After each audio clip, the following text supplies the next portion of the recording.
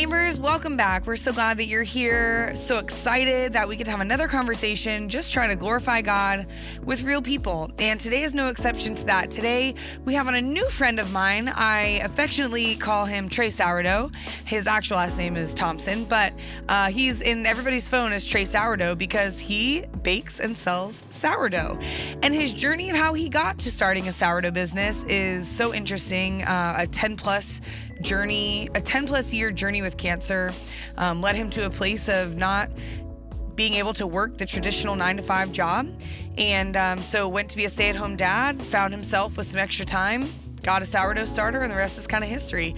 And now he has the Daily Need Jax, which is a local to Jacksonville sourdough baked goods company. So if you're in the Jacksonville area, you should support him.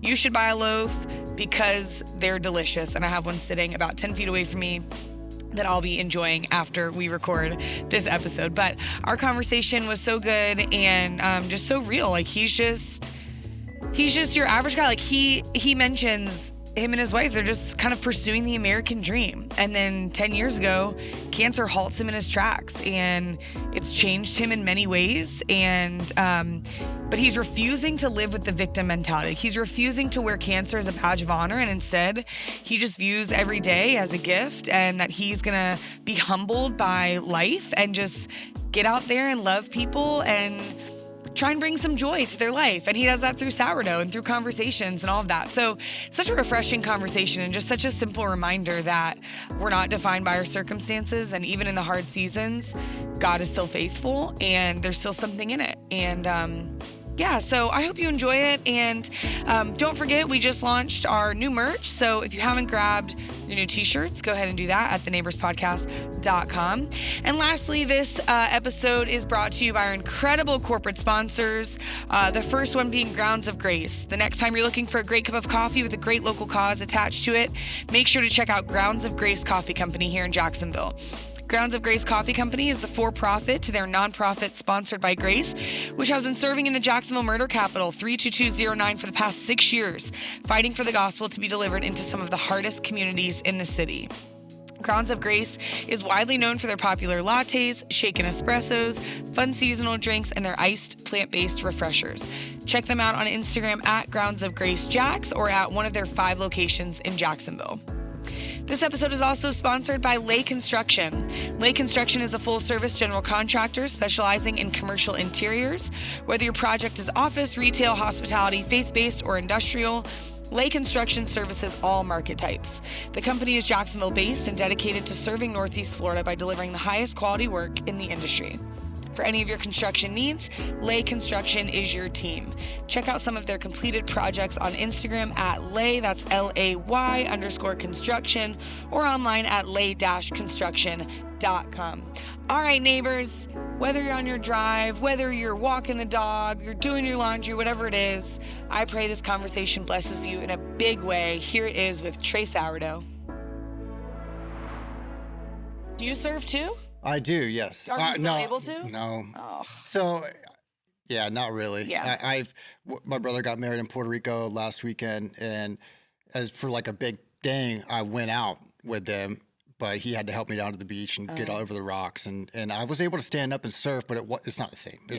My vision, it was affected is my vision the most. My left eye has nystagmus, so it's double vision if I look any type out of this field to that direction. So anytime I look around, like this is all blurry. And so if I look out, and so whenever you'll see me, actually I have my sunglasses on, but like looking wherever I was pulled into the wrong place and I was going to go right to go down Atlantic Boulevard to come to this one and kind of like just one more avenue down. I'm like squinting my eyes because the cars are double, but if I go like this, and it works a lot easier. But I've been able, my ophthalmologist was like, you're just going to have to compensate. He said, there's nothing that I can really do. Yeah. My neuro-ophthalmologist at Mayo, I didn't really like the answer, so I don't like him, but. All right, you ready for us? Yeah. All right, let me pray.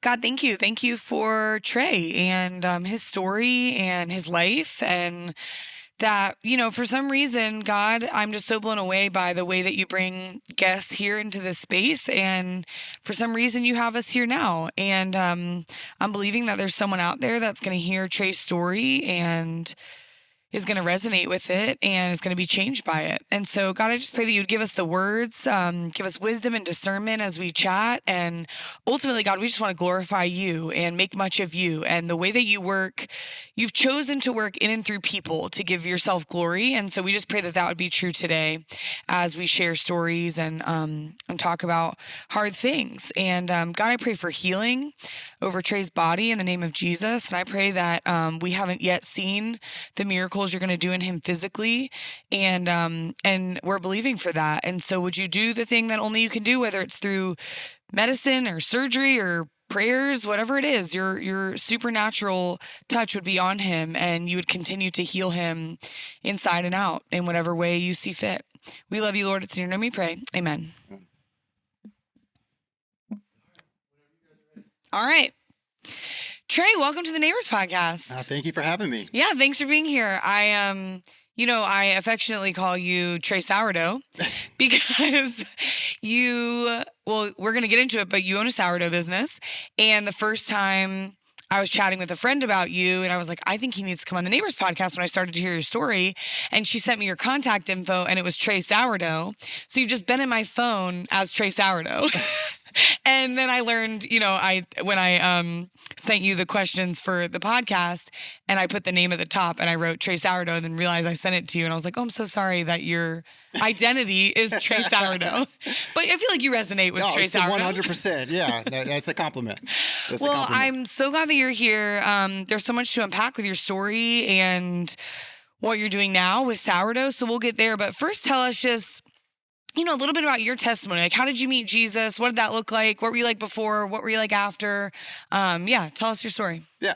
So my story. So I was involved with the church, throughout my middle school years and early high school years, but it wasn't involved. It was more like, my mom would kind of say, hey, go get lunch after, and I joined the youth group. I did do all that stuff, and I played music in the youth group, but I wasn't connected. I wasn't I didn't feel any. I just kind of went through the motions, and then once I graduated high school and started, just living life, I was really non-existent, and so it wasn't until my youngest son started asking questions. And he started asking questions, and I think it was around 2019. Well, he started asking questions around 2018, and around 2019, my wife and I both believe in Jesus, but the connection wasn't there, and he started asking questions. So my wife went to her network and started asking some friends about different churches and different things. So we landed, and she went about 4 or 5 times, and it was like, Trey, you really need to come, and I was still hesitant, I was like, oh no, I'm good, but then I got there, I got there when I needed to get there. And it was about 4, maybe 6 times that I went there. And after that time, I was standing there, we were praising and worshiping, and I just felt my whole body just started shaking, and I started crying, and I had no clue what happened, and I told my wife, she's like, hey, you need to call Jack. And I was like, all right. So I was like, hey man, can we go meet at Delicone for a coffee? No, we went to Bull Bean and have a coffee. I need to talk about what just happened. And he met me there. We started having coffee, started talking, and he's like, Trey, that was the Holy Spirit. I was like, wow, that was intense. And ever since that day, that it was, I knew something more than I knew, and my testimony in itself is, and I say this a lot, like my testimony is what I have to carry, and I know what happened, and I felt it, and I was there, and he was there, and it was just a wild interaction that he basically just came through and was like, hey, I got this, and that was the first time in my life that I actually put some pieces of the puzzle together of my story, and so I was diagnosed with cancer in 2014, and I had this I'm going to do this all by myself. I'm going to get this, of course I had my wife, I had my social support and all the things in place. But I thought that I was doing most of this by myself, and after that day, like I realized that he put every single one of those people as my stepping stones to get through. I get goosebumps just thinking about it, like how surreal that, like I didn't have control. He knew what was going, like just going. He's like, hey, we're going to do this. We're going to do this. And then this is going to, it's like a meticulous plan and all the way up to where I'm at now, it's just like I just talked to my wife just the other day and it's just, she had a crazy dream about, cause I was working in the pizzeria back when we were young and now we're here, I'm social worker. That was my first passionate job. Like that's what I wanted to be after this whole diagnosis and all the things. I wanted to be a social worker. Boom, I was a social worker. This recent event, now I'm doing, this is, what I love to do. And it's just like, everything is just falling into place. And my story, it's, I wish I found him sooner, or I wish he found me sooner, know? But I think that was part of his plan too. He's like, hey, go through a little bit and see how it can be, see how tough it really can be, without having me right there next to you to walk you through some of the difficult times. And, so that's my testimony. And that's kind of, it's funny, man. Like that's, like I said earlier, is my testimony, that's what I can carry with me. It's almost tangible. It's almost like you can't take that away from you. Can't tell me no. Like you can't tell me no because I know what I felt. For sure. That's it. And it's as simple and it's as simple. I know that doesn't happen to everybody, but that's how it happened. And that's, and that, that just makes me want to go even further and keep pushing and keep going. Isn't it crazy when you have that moment? I feel like we all hit it at some point where you realize you have thought you have more control than you do. And then you realize you actually have no control, which for you, I'm sure it was glaring given your journey with cancer, which we're going to get into, but something like that's so life altering that you have no control over. And at that point, you just have to say, okay, God, like I trust you because I experienced you. All you can go off is your experience. I encountered you. I know it changed me. So then I have to trust that you have tomorrow. And that's a really hard thing. Like it sounds so good and Christian and whatever, but like that's in practice, that's actually so hard.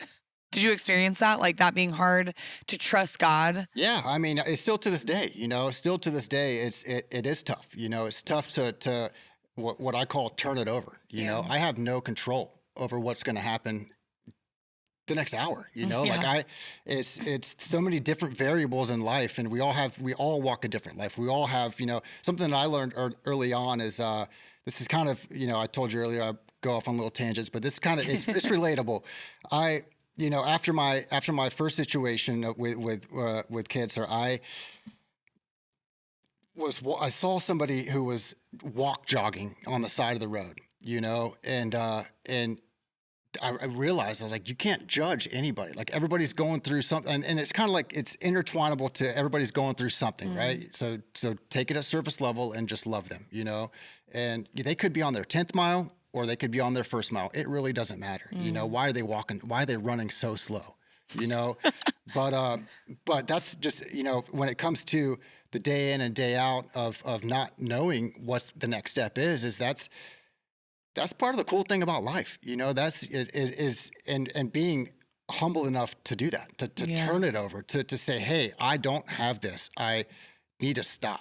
That's helped in my relationship. That's helped in just being happy as a person in this society. Just all of the things is just stay in the present. And that's kind of where I'm at now. And it took me a long way to get there. It's like you said, it's a lot easier said than done, know, and I'm not perfect. I have times where I'm, not feeling not as good as that. Not as good as that, Of course. And, but being mindful and being alert and cognizant of what you're doing and how you're doing it and living that righteous lifestyle, know, and, for sure. But yeah, that's good. Yeah. So you have been walking hand in hand with cancer for over 10 years, which is a long time. And tell us about, like, paint us a picture of what your life looked like before you got diagnosed with cancer. Yeah. So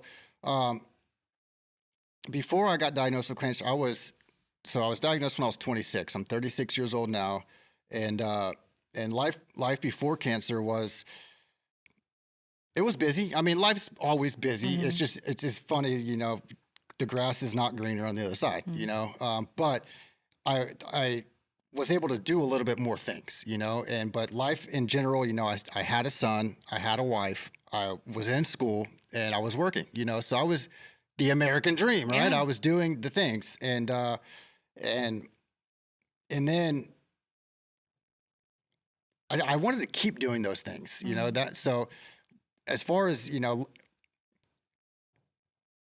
I don't know, it's kind of hard to say how much different life was after the diagnosis, because I'd like to say life wasn't that much different.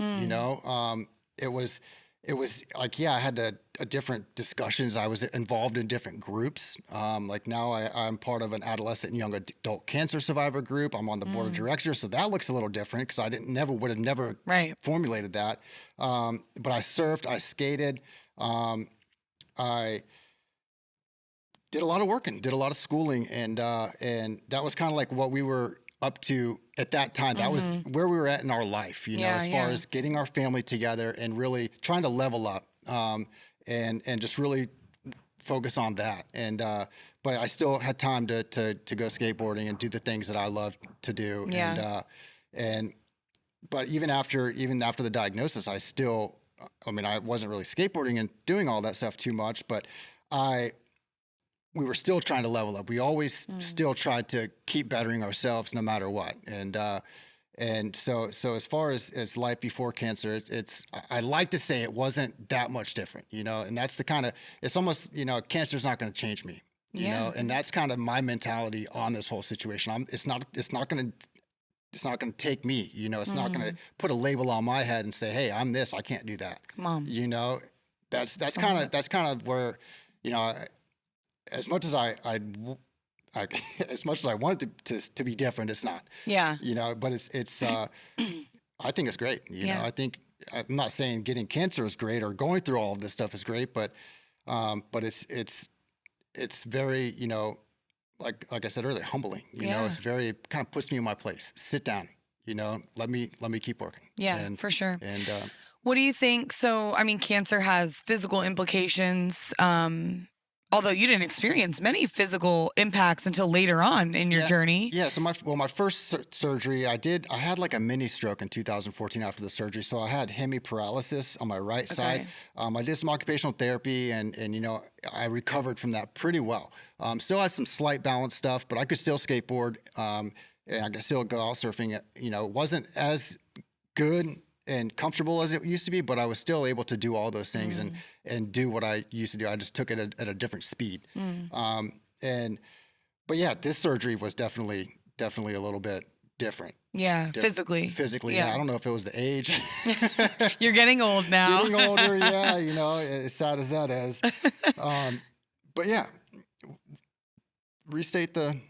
Okay, so of course it has, physical side effects, but what did you experience, over the past 10 years? Like, what are some of the emotional or spiritual things that you've either learned or the impacts it's had on you, emotionally and spiritually? Emotionally and spiritually, that's, and the spiritual aspect didn't really come until, after really whenever I was in, I can't really say remission. The tumor's always there. It's always kind of, it's never like, boom, it's gone. We're good. You're out of the clear, But, after 2014 and the recurrence of 2015, and then the chemotherapy, we went on like a little dry spell, if you will, cleanish scans, everything was looking good. And then, after, so let's say May is when I was officially baptized, May of 2019. And 2020 when I had a recurrence, having that foundation, definitely I could see a trend of how I was, able to handle it a little bit more. I was able to bounce back faster than and really let it not really phase me as much. I did do the radiation and was working, and so it was mentally, but emotionally, I don't know, man. It's just it's crazy. It's surreal kind of talking about it in this way. It's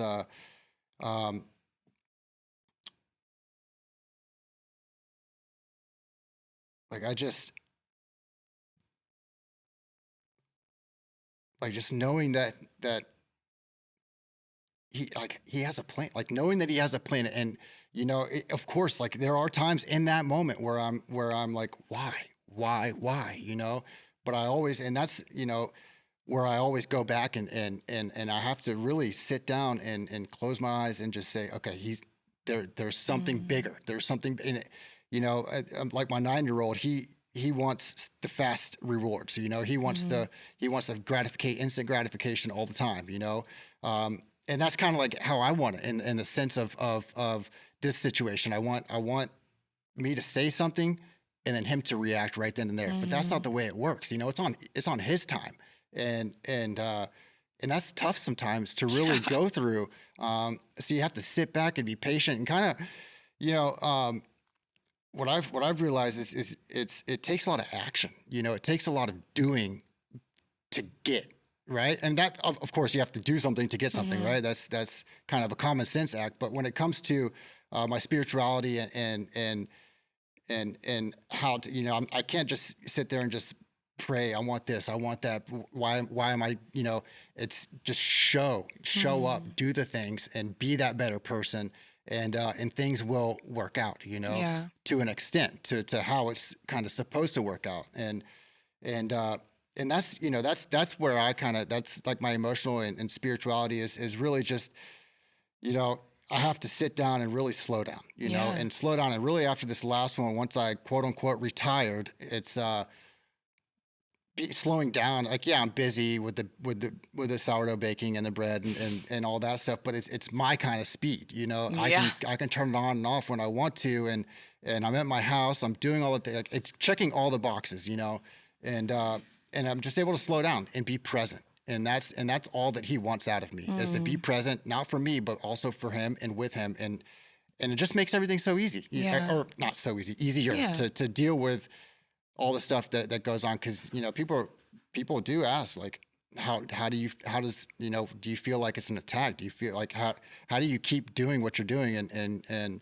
and still love Jesus? Like, I'm not in control, and then that's whenever I can fall back. If I have any doubts, people can talk and all these things, but my testimony is true. It's pure and true. And I know that. And I can always go back to that. Yeah. And if I ever have any doubts and I'm really getting out of my head or doing any things, I can always sit back and say, no, man, remember that day? Yeah. And it's very, very, very humbling to go back to there and have it's almost like a safe spot. Sure. Of course. Yeah. I mean, the brain is so crazy. Like, the fact that God gave us memories the way he did, whether it's like a smell or a feeling, and it's all has purpose. So it's like on the days when your head can't quite wrap around the truth of who God is, it can wrap around the faithfulness that he's had in your life. And so that having that rear view mirror that you can look back on and say, like, I knew God was real that day, or I knew God was real in that season.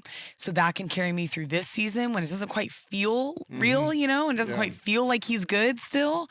It's just it's so intentional the way he designed us for that. And praise God for it, because we're all going to hit valleys and we're all going to hit really hard seasons. And you have to have the foundation to lean on of when he became real to you. So I'd love to know, so on those hard days, like, what are some of the truths about God? Like, what do you cling to on those hard days?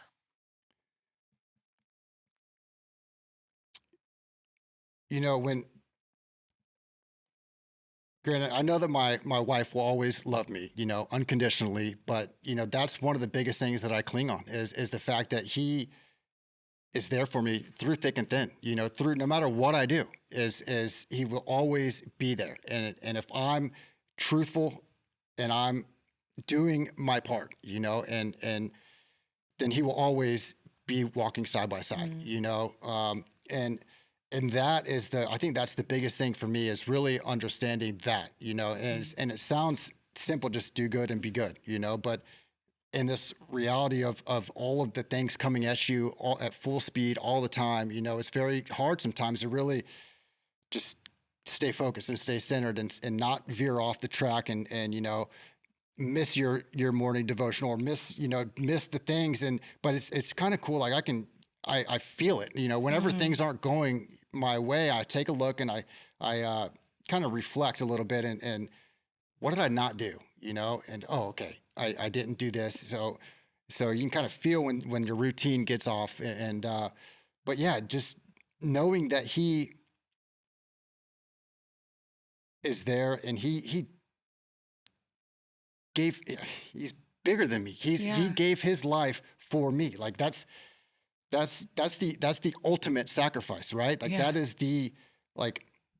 who am I? Okay. Yeah. I'm going through this stuff, but dude, this guy went through way more, way more for way more. Yeah. It's mind blowing to really think about what he actually did. And for me to be sitting in self-pity that's not doing anybody any good. It's definitely not doing me good. And it's definitely not doing the people around me any good, and so just trying to do the next right thing and trying to lean in closer to him and just realize and don't let that leave my vision, and because he is the ultimate king. Like he's there. He always has your back no matter what. Even doubtful is that's just the other side wanting to play with you, and this has to be really strong so this doesn't really affect you as much. It's always there in the sidelines, just trying to throw you deflections all day long. But if you have a firm foundation and a firm, not even necessarily understanding, but a firm foundation, because obviously whenever I came into this, I didn't have an understanding by any means. I went to our city group and I didn't really know too much. They're reading Bible verses and all this. I'm like, I don't know. I had a feeling. I know what I felt. It's real. Yeah. He's real. I get it. But it's just crazy how everybody's different in that avenue, but at the same time, we're all in it together. Yeah. The little I know about you, it's just so evident that you don't wear cancer or victim as a badge of honor. And it can be you have every reason to feel pity on yourself. You have every reason you are a victim and you have every reason to act like one. But yet, you have this thing about you that you're just not going to accept it. And you're not going to wear that. And you're going to keep doing the things that God's called you to do while he's put breath in your lungs. And I think there are a lot of people, whether it's sickness or relational betrayal or loss of a job or singleness or infertility or whatever it is, it's easy to put it on this victimhood mentality and live like the world owes you something. So how have did you have to overcome that? Or how do you live saying I'm not going to let that be an excuse for me to just feel bad for myself? Does that make sense? Yeah, totally. I live that every day, that's a big, powerful statement too. And I don't know how, I don't know how I do it. I really don't. I don't wake up and say, hey, I can't have any self-pity. I don't beat myself up over any of the stuff, and I think it's having a supported spouse as well, cause my wife, Shandy, will tell me hey, you feel take some time, don't try to do too much. And she can, right now I'm feeling a little better. I'm doing things but it was really, part of the, hey, you're allowed to be upset. You're allowed to cry, you're allowed to, we've had hard conversations, we're both 36 years old. We've we have a living will. We have things that a lot of people our age don't have, and had to really think about that kind of goosebumps again. Like think about those kind of life plans but it makes me harder. It makes me, I think having those tough conversations and really a real, like you talk about real conversations, those are real conversations. Those are genuinely real, like as real as you're going to get. It's like, we call it pillow talk, but it's more than pillow talk. Like it is, it's what's going on, I'm not dying, but it's there, it's kind of something that we talk about, but as far as like waking, like I said, I don't put on a Superman cape. I don't do anything. What I found is doing something that I enjoy. That's the biggest thing for me. I have a 13-year-old, I have a 9-year-old, I have a loving spouse. I have what I want, and I don't need anymore, and I have a love with Jesus Christ. I have the things that fill my cup, and that's funny that that when we say fill my cup, like I was whenever I was a stay-at-home dad, the stay-at-home dad the kids went back to school. Like my cup is not being filled. I can't ride my bike to do things. I can't do things like I used to. Like I'm stuck. I didn't have a golf cart at that time. I was like, man, what do I do? And so then I just started baking, like making bread, making brown. My wife's like, what's going on? But wait, why baking? Just because she came home with a sourdough starter. And you just went nuts. We put it in the refrigerator for a couple of days. I did some research and I took it out, I fed it, and the rest is history. Wow. And it just went from 0 to 100. Okay, yeah, let's talk about sourdough, how you became Trey Sourdough. Yeah. So you had no previous sourdough experience other than a little bit at a pizzeria that you used to work in. I would say a little bit. I did. Okay. So I did it from 18 to 26 until I was diagnosed. That's pretty good. Okay. Yeah, I did. I worked at 4 different pizzerias. Yeah, but so you're definitely no stranger to dough. You're no stranger to baking. Mm-hmm. Although I would say pizza's different than like the other things that you're baking. Okay, so then your wife brings home the sourdough starter, you start baking, and then how did that become a full thriving sourdough business? Yeah, so it really it almost you heard like the Instagram, social media overnight. They went to sleep and they woke up viral. You were an overnight success. It was maybe not an overnight, but it started. I got one time, I just tested it. I was making stuff. I was making 1 or 2, and then I was like, let's see if I can make 4 at a time. So I made 4 while I already had 2, and my wife's like, "What are you doing? Like you gotta start. Like what are you doing? It's excellent, but like what are you doing? Like, look, we have too much sourdough. We can't eat 4 loaves." My first couple ones, like I was going through my pictures, and I do a sourdough class now too, and a couple of my previous students activated the starter and they're doing things, and she's like, why? It's just, I'm like, listen, man, it's not an overnight. Like you have to keep going at it because it's all very, and I'll get into this in a second, but it's all very situational, and but I sent her a picture of, because I was going through my phone, I sent her one of my very first loaves, and it kind of looked like hers. You couldn't see the score. It was very flat and just not very good. It tasted good, but just now that I know what I'm doing, I could look at it and be like, there's a lot of things that I could, and I can sit back, look at your dough, look at your sourdough loaf, and critique you in that way. Like I work backwards and kind of see what went on. Was it your bulk fermentation? Was it your starter wasn't active enough? Was it score not deep enough? Like all the different factors that play into it. And but yeah, so the kids started going back to school. I was making the sourdough, kind of filling my time, and went on vacation. Actually, no, this was before vacation. I started dabbling in summertime, just like dabbling. And then the kids went back to school. Then I really jumped into it. And then that's when the kids from school, like the parent, like I just started giving it. And then I researched. I put a price tag on it. It was the weirdest thing. I put a price tag on something, and I felt so uncomfortable. I felt so out of place. Like, are they going to come back? I'm an overthinker, and my anxiety is real. Okay, yeah. And I was just worried that something, like, I don't know. I overthought the whole situation, and so then we got that, and then my wife's like, "Do you want to, like, what do you want to do?" I was like, "I think I want to create an Instagram. I think I want to get a name, and so I called it I say my because it's a play on words. So the Daily Need, KNEAD, and it's my daily need.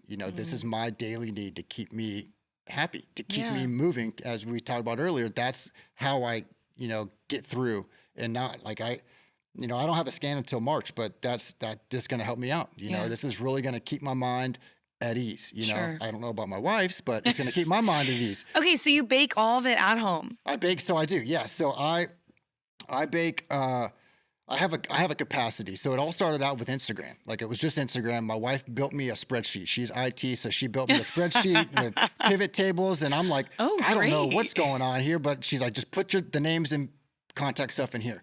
So it was getting crazy. So I still take naps. I take a nap right now. He's napping right now. This is nap time.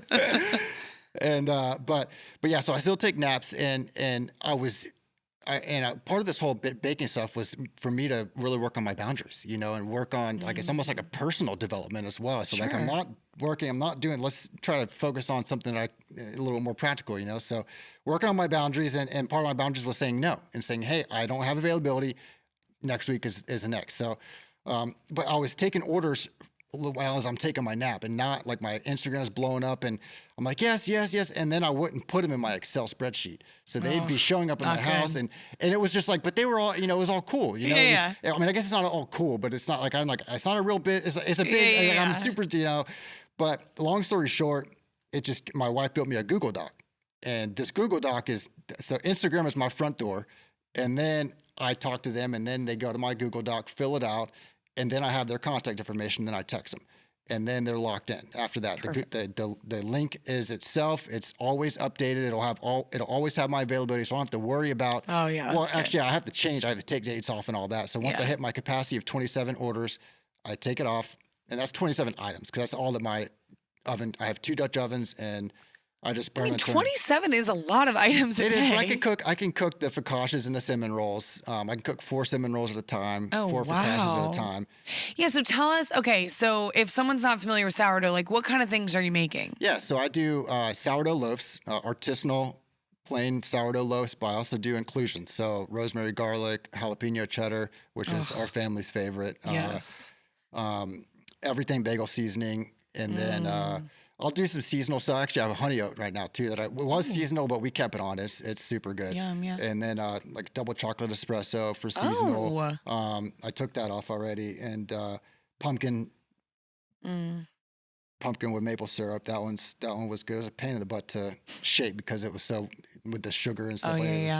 But and then I do sourdough cinnamon rolls. I don't do any icing because I work under cottage bakery laws. So I work under the Florida bakery laws, or Florida cottage bakery laws, which basically I can't make anything that's perishable, right? Non-perishable items. Okay. So anything that's shelf stable. Okay. So my cinnamon rolls, and they don't even need them. They don't need icing or frosting or anything. It's just, you let them sit on your counter, and you heat them up when you need them. Good for the best in 2 or 3 days, but 6 days, 7 days. I love the cinnamon roll. Yeah. Okay, so sourdough, I've dabbled in the sourdough land. I actually like the recipes using sourdough discard more than I actually like baking my own loaves. But, it's really been like a discipline for me because it takes so long, and we've kind of talked about like the instant gratification world that we live in. Have you experienced that? Like, what has sourdough taught you?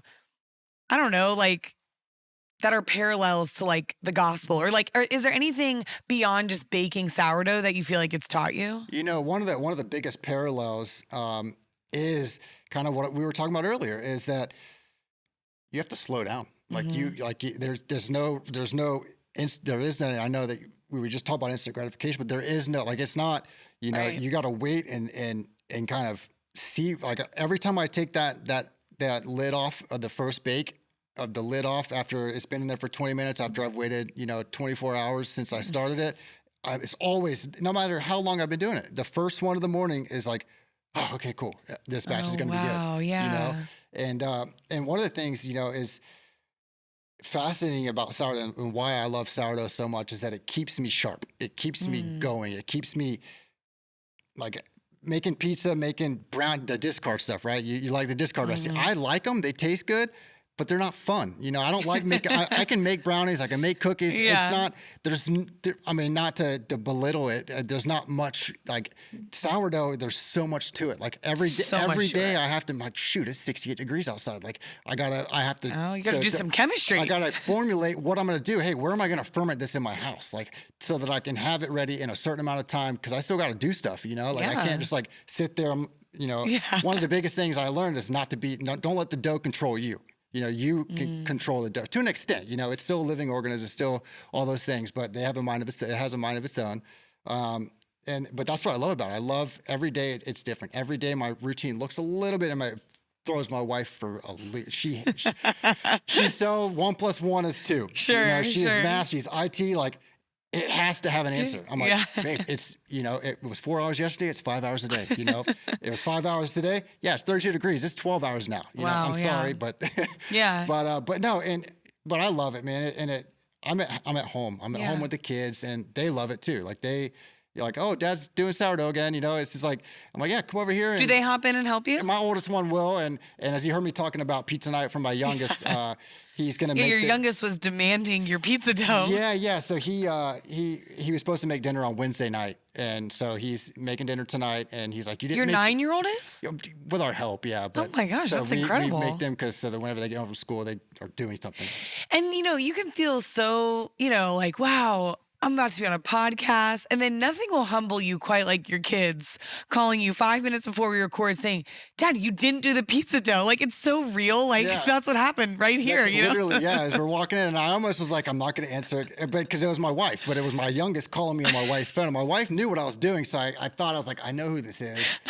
And I know the timeline linked up to, I know who this is, because she's not going to call me. She knows what I'm doing. Demanding the pizza dough. He was upset that I hadn't started it yet, but I know in my head, I know my timeline, I know what I'm doing, but he's 9 years old. He's like, usually I would make it a day before and let it proof and do its thing. Yeah. But this is actually not sourdough. This is just yeast, just a regular yeast, so I can do it. And that's what's it's kind of boring. Like, boom, boom. You know, it's like you put the yeast in the warm water and it does its thing real quick. Yeah. You know, the sourdough, it's just a very loving relationship. It's kind of very loving. Like, you have to really love it. You have to really, and one thing as far as like, you know, with doing multiple loaves and baking, kind of almost like I prep Monday, bake Tuesday, prep Wednesday, bake Thursday, and prep for Friday, bake just Friday. And then I have the weekend, every other weekend, I'll have a class on Saturday. And cool. So as far as like being on the waiting, you know, it's almost like back then, like whenever I was first started, it was, you know, the parallels were real. And it really was, you know, just when I talk about humbling, it's very humbling. It's very just sit down and chill. You again, you are not in control of that. You can control it as much as you want to, but sourdough, it's going to do its own thing. Like you can give it all this stuff, but based on where it's at in its life, it's going to react differently, you know. It goes back to the control conversation. Yeah, it goes. Yeah. Like you can only do so much, but you got to let it do its thing. Like you got to let God work it out in you, just like the sourdough's got to work it out in itself. Yeah, exactly. And but I love it, man. That's so cool. So what do you hope that people experience? Like, you know, it's not just about the bread. Like, what do you hope they experience by buying your baked goods? So what I've noticed is that it's more of, you know, whenever I first started, you know, I thought people were buying my stuff almost, and it's kind of funny to say this, like now thinking about it,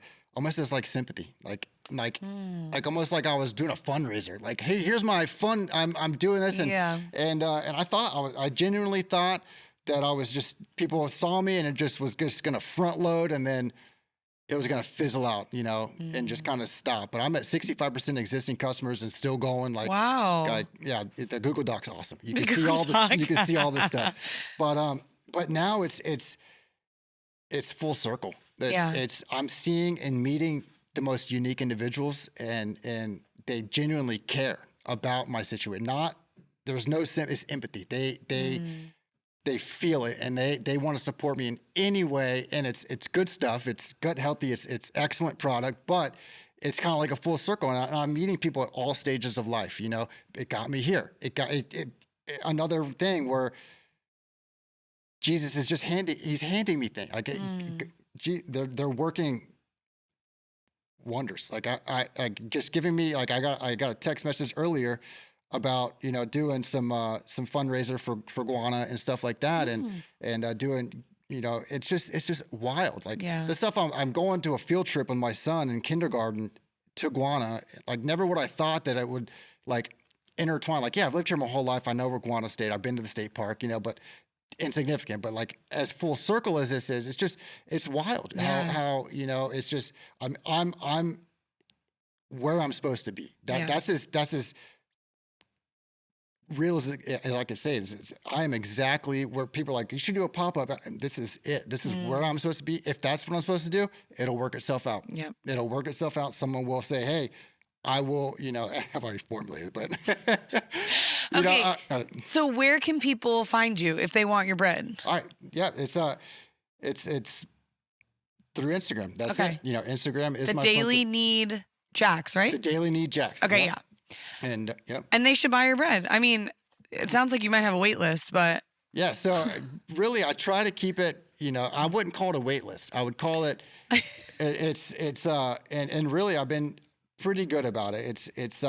I usually book out a week in advance, and so I'll always have dates open. You know, so like on Wednesday of this week, I was filled up, and so I opened up next week, and I'm already Tuesday's filled, you know, so as Tuesday fills, I'll open the next Tuesday and I'll just kind of overlap it. Like there'll never be, oh, what's this website? Oh, there's no dates, you know, there'll always be a date and I haven't, you know, we'll see if it goes out 2 weeks, 3 weeks, you know, but who knows, but we'll see, man. It's, you know, I'm here for it and I know what I can take and, you know, I definitely don't want to mess with any quality or anything like that. So I'm here just to do what I know I can do and just trust it. I'm not trying to get rich. I'm not trying to do anything. I'm just trying to make some bread for my community. That's it. You know? I love it. And give me some peace of mind. And cause the happier that I am, the happier my family is. Sure. That it's just a full circle.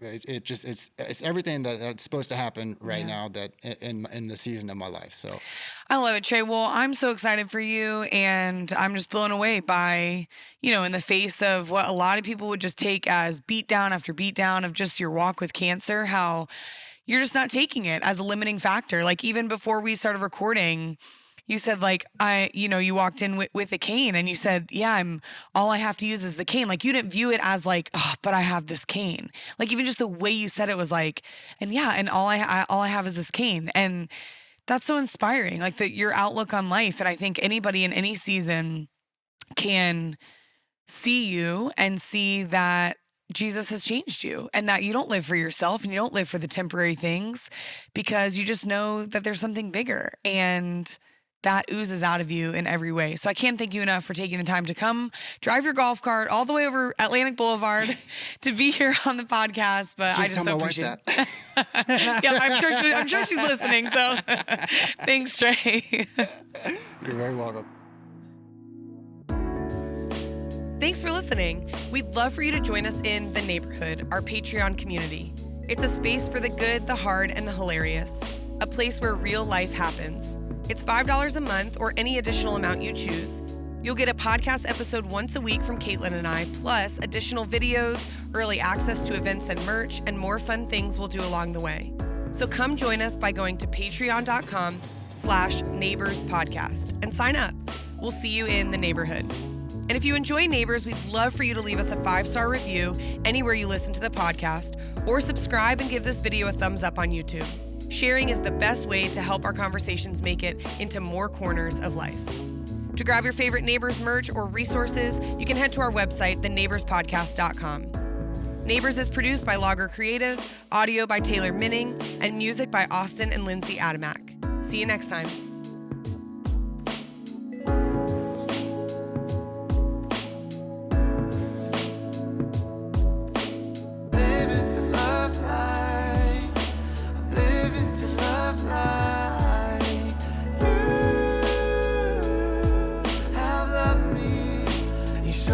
Brighter days, new mercies every morning.